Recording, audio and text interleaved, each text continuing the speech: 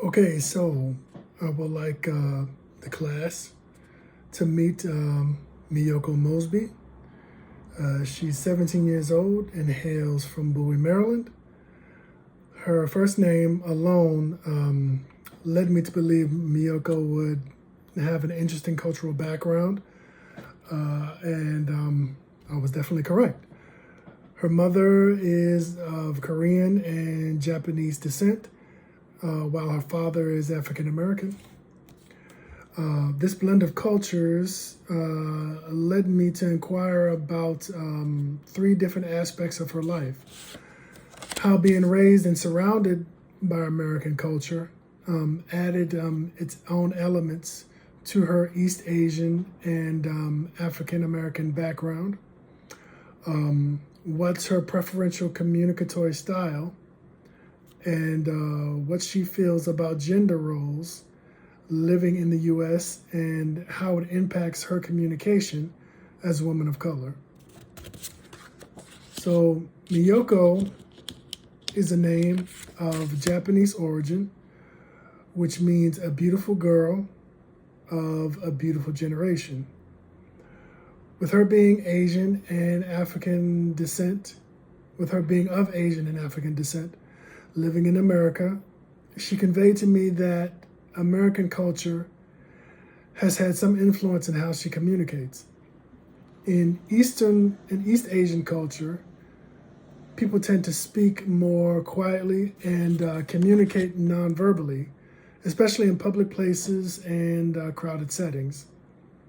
The younger generation will even bow to elders that will bow to elders 60s, 70s, 80s, but will even be obligated to bow to peers that are only 1 year older than them.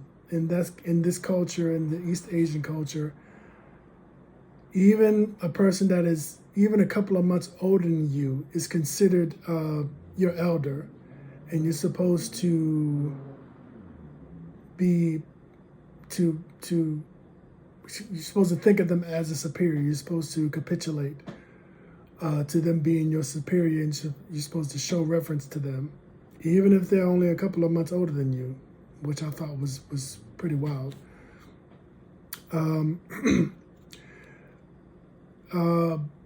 This is in direct contrast to American culture, where communication is much less conservative, Miyoko said. And she also confessed to being louder and more aggressive than most Asian people she knows and she's grew up around, since she's grown up in American culture. The American culture, she feels, allowed her more freedoms of expression. I also asked Miyoko if she feels her voice is being minimized in our current political and cultural climate. That being the spread of Trumpian conservatism and Christian nationalism. And she said, and I quote, "more than ever in her lifetime." She expressed her fears of her gender being oppressed and her role being contested by religious zealots. Most of those religious zealots are male. Overall, it was a very interesting and successful interview, and Miyoko is an interesting young woman. Any communication or an exchange of thoughts and ideas is an opportunity for growth and to learn and become a better version of yourself. Because when one learns, there's a big world outside of your own world, quote unquote, your own world. And there are plenty of people in it willing to enlighten and educate, if only our mouths are shut and our ears are open, which can be a difficult task.